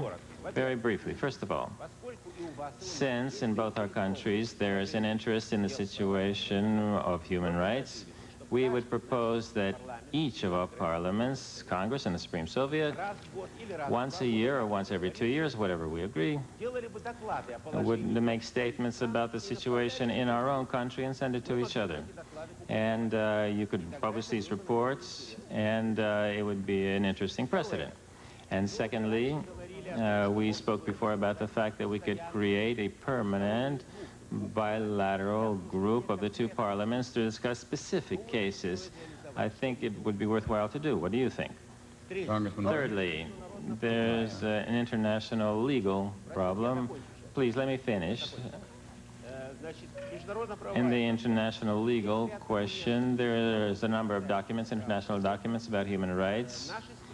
Our countries, and at any rate the United States, has not adhered to all of them, and we probably have the same situation. Let's think through this problem.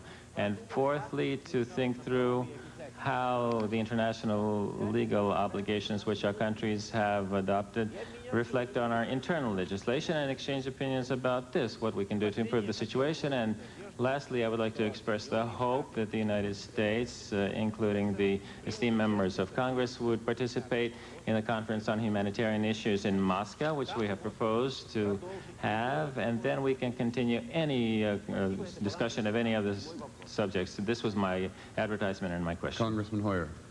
He's raised 5 points. Let me try to answer them as quickly as possible. First, Mr. Zagladin, I'm glad you asked the question. This is a book. Deputy Peters has something to say. I'm a little bit surprised by what was said by the Congressman. Leonid, I apologize. When they said that in our country churches should be free. I was surprised by that. Because in practice it is absolutely free. In my republic, in Lithuania, there are 5 open Catholic churches, more than 700 parishes. In Kaunas, there is a seminary, and every year there are people who graduate from it. There are priests, there are representatives of the clergy who go to the Vatican. They go to see their church leadership. So it's a bit strange when we hear the kind of words regarding a lack of freedom of the church, for example, in our country. Because in our republic there are other faiths also. There are Orthodox, of course there aren't very many of them. There are Jews, etc. Congressman Hoyer, there's an important set of proposals, I think, on the table. What do you think of them? There are 5 questions that he raised, and as I started to say, I'm very glad that he asked the first one, because I think the United States has responded to the concern about what's happening in the United States. I have here in my hand a book which is the United States and the Helsinki Final Act. I'd be glad to let my Soviet friend have a copy of that. I'm sure he does have it, but we'd be glad to get him another copy. We think it's important to look at ourselves. We also think it's important to talk, as he suggests, in forums. And I would suggest that I have talked as recently as last Friday with his deputy head of delegation in Vienna about human rights problems and about security and about economic cooperation, so important to our 2 nations. He mentions the documents. We could argue about what the United States has ratified and what the Soviet Union has ratified. What the Soviet citizen cares about and what the United States citizen cares about is what we do, not the documents that we sign, including Helsinki. We made promises in that, and the citizen cares about what we carry out, Mr. Zagladin, and that's, of course, what we discuss. And to the extent we carry it out again, it lends confidence to our relationships with others like yourselves. You mentioned internal legal statutes and constitutions. I had the opportunity to discuss this just last Monday with Mr. Oxen of East Germany, whom I'm sure you know because he has a position like yours. I said that it would be ironic if we allowed statutes to, in effect, negate the promises that we made to one another in the Helsinki Final Act, in the UN Charter, and other human rights documents. You lastly mentioned the Moscow Conference, which Mr. Shevardnadze proposed in Vienna. This is a conference on human rights that the Soviets would like to hold next year in the Soviet Union. That's correct. At the opening of the Vienna Review Conference on the Helsinki Final Act, Mr. Shevardnadze suggested a Moscow Conference. Frankly, the reaction of the West was it would be ironic to have a conference on human rights in the nation that we perceive to be the chief violator of human rights in the Helsinki community of 35 nations.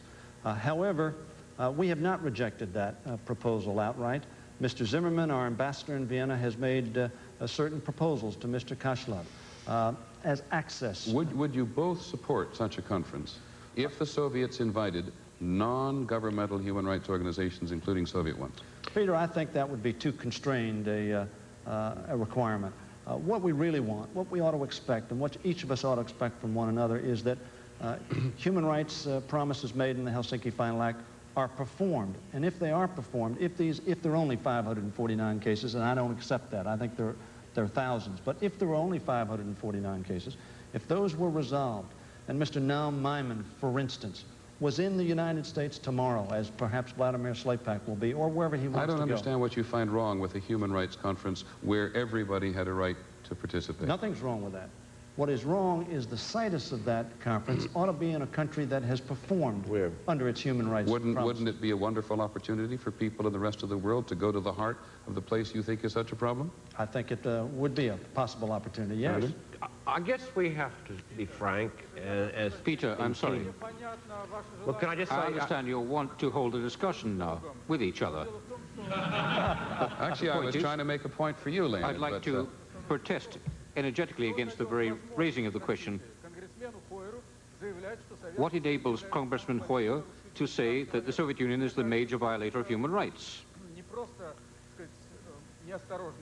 I think it's not only an incautious utterance, I don't think it's been thought through, since he's not coming from a private person, but the representative of the U.S. Congress. So, energetically, I must protest against that point.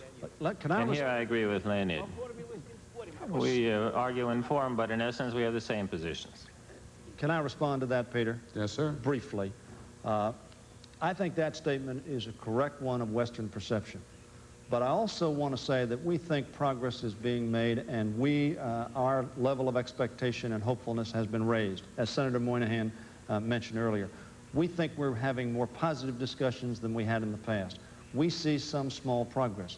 The more that we see, the better our communications are going to be in our cooperation, and the better opportunity we're going to have for security and economic intercourse as well. And a very brief comment from you, Senator Moynihan. The time is not matured for a Moscow conference. But I'm very pleased that Congressman Hoyer has softened his position in the course of our discussion. I do apologize for breaking in. Mr. Nick, can I just say, I want to say that Mr. Zagladin, your friend and colleague, Mr. Nikonov, was here with about 7 members of the Supreme Soviet.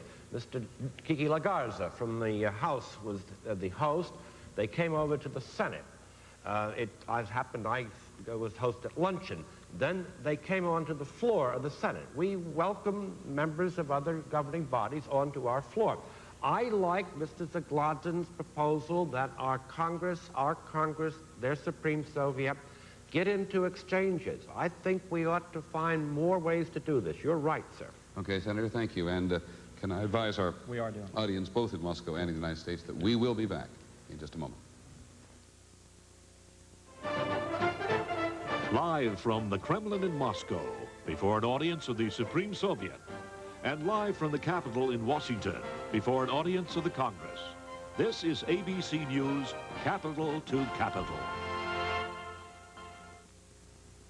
The first name in copiers probably isn't the copier name you think of first, but it's a name that links speed and performance with uncompromising reliability and makes innovative technology simple to use. For meeting the needs of every size business, business relies on the most popular copiers in America. From personal to high-performance copiers, the choice is Canon. Call toll-free 1-800-OK-CANON.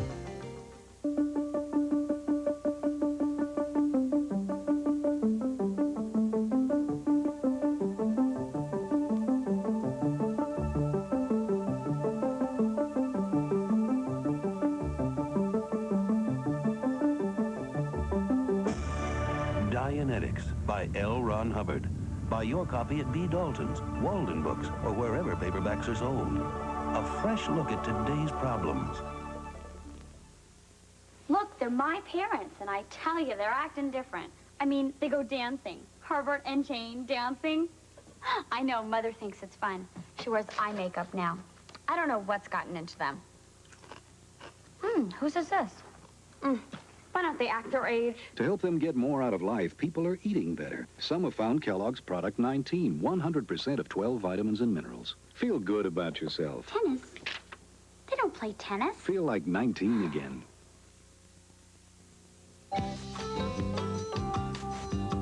Here's what's going on in Channel 2's viewing area. It's time again to have a major cleanup, and the Metro Beautification Bureau will help out with 21 pickup sites throughout the area on October 24th between 8 a.m. and 3 p.m.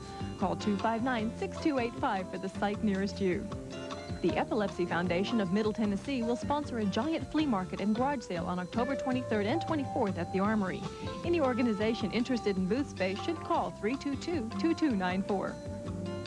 Mark's Harpeth Valley Elementary School will have a fall festival of fun on Saturday, October 24th, starting at 10 a.m. at the school on Old Harding Road. Volunteer clerical services are needed by most United Way agencies. Call 256-8272 if you're interested in volunteering your services. If you have a special event coming up, let us know about it. Write Community Calendar, WKRN, Box 2, Nashville 37202. 3 weeks' notice is required.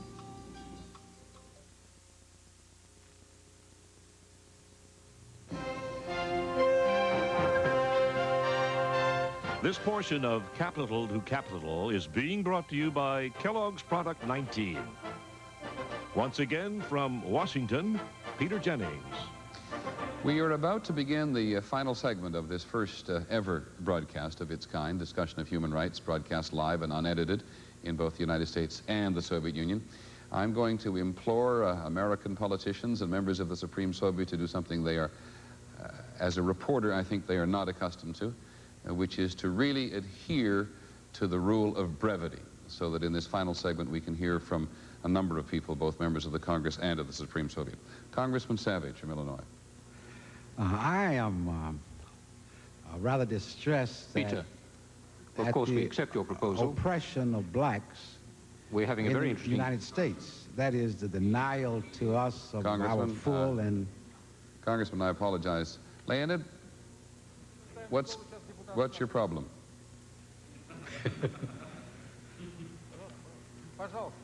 Please. Thank you. Congressman Savage from Illinois, if you could be brief and begin again. Yeah, that I'm just distressed that the denial to blacks in the United States of our full and equal human rights.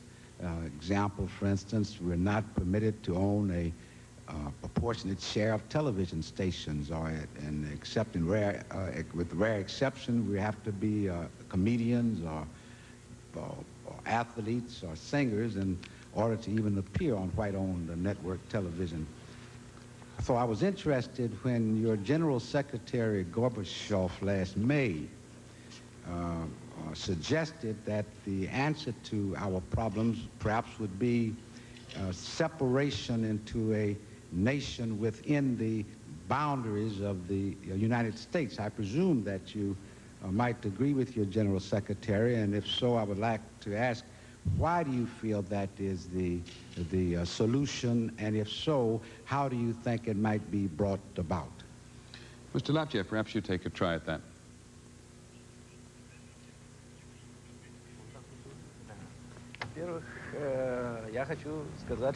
First, I would like to say that General Secretary Gorbachev didn't say that.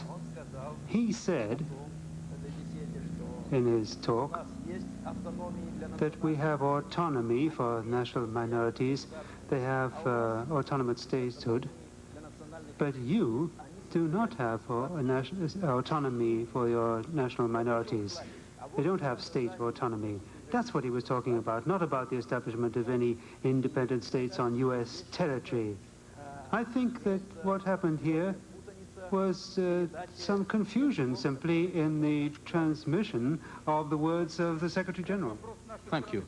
There's a question from there, yes. My name is Alexander Sayev. I'm a specialist on ecology of forests. I represent the Krasnoyarsk area, which is in the center of Siberia, where I was elected as a deputy of the Supreme Soviet. I'm a secretary of the Commission on Protection of the Environment and Nature, and therefore I wish to deal with that aspect of human rights. I think that it's a very important aspect. We can talk about protection of social rights, political rights, emigration, non-immigration, but first and foremost, for us and for our generation, we need to speak about the protection of the environment, because here is a very important aspect of man's social rights and his possibilities for existence. We need to be able to drink good water, to breathe good air, to go walk around in fresh forests free from acid rain. And in our country, quite a lot is being done here in that regard, in particular at the present time, when the perestroika is going on, when we have glasnost, and writers and public figures are very active and exerting an influence on the position of the government and of the parliament, so that things should not be done as they were in the past. In particular, as you know, The flow of the Siberian rivers to the south has been turned back because that question was being wrongly resolved. An important decision has been taken regarding Lake Baikal. 20% of the pure water in the world comes from there. And the establishment around Baikal of these zones is extremely important. And it seems to me that these questions are also questions of protection of human rights. Thank you very much for raising this question.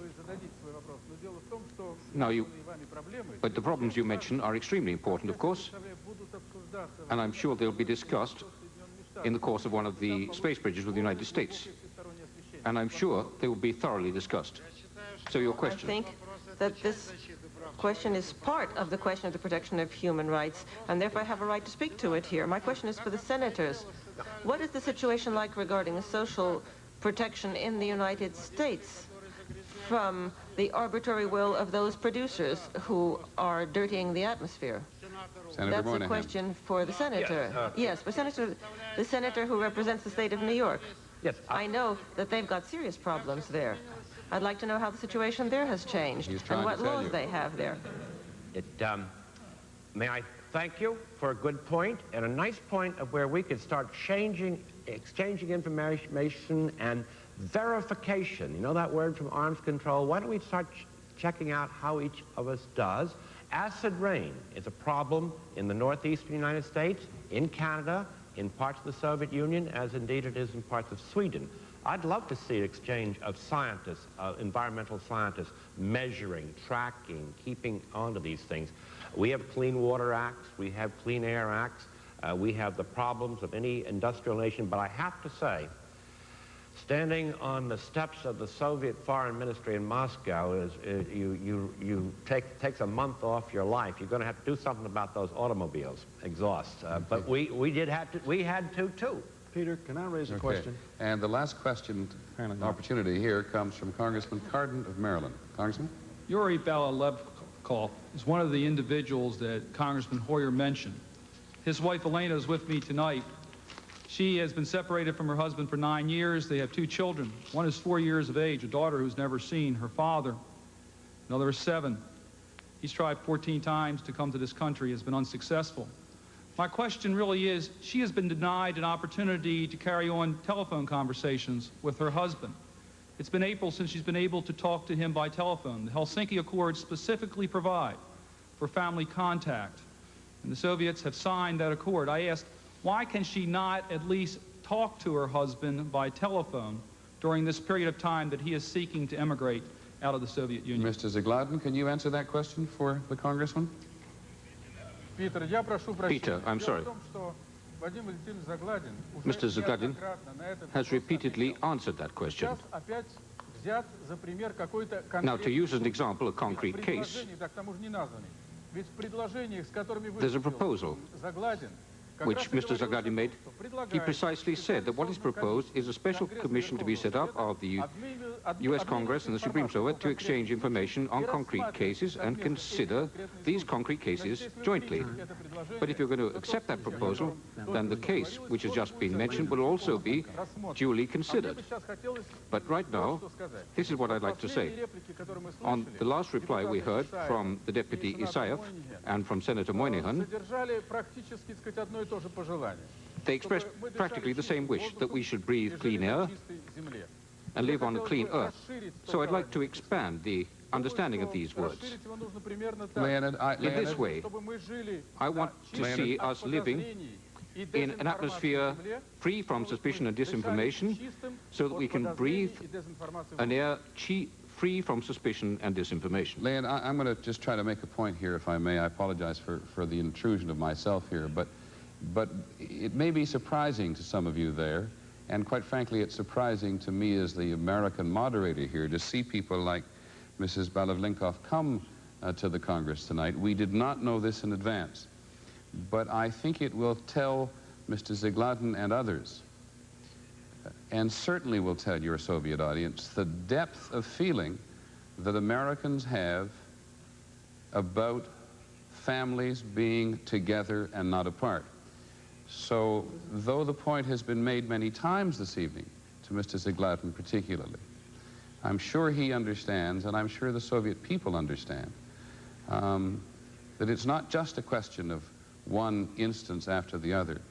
It is a question of the sort of humanity of man.